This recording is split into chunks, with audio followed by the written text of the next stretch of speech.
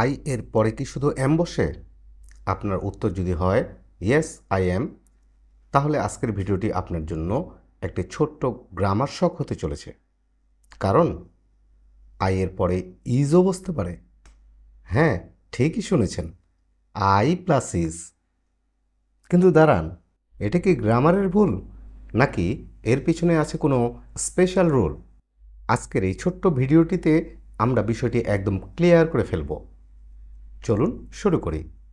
প্রথমেই বুঝে নিই আই আসলে কি।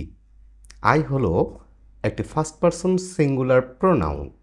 সহজ ভাষায় যে ব্যক্তি কথা বলছে, অর্থাৎ স্পিক, সে নিজের সম্পর্কে কথা বলার সময় আই ব্যবহার করে। যেমন আই এম এ টিচার, আমি একজন শিক্ষক। এখানে আই মানে যে ব্যক্তি কথা বলছে সে স্পিকার নিজেই। আবার I am teaching you English, আমি তোমাকে ইংরেজি শেখাচ্ছি। এখানে আই স্পিকার, অর্থাৎ সে কথা বলছে।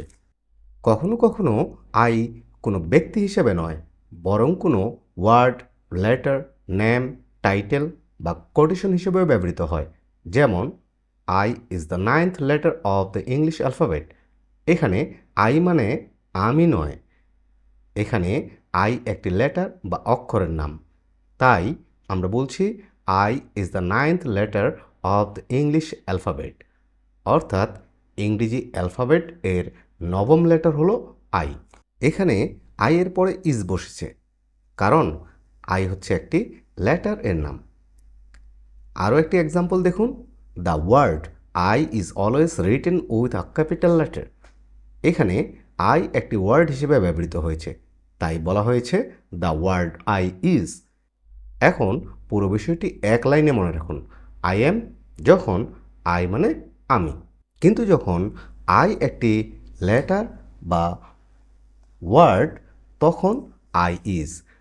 সো আজকের গোল্ডেন রুল, আই এর মানে যদি আমি হই তাহলে আই এম, আই এর মানে যদি আমি না হয়ে লেটার বা ওয়ার্ড হয় তখন ইজ হতে পারে।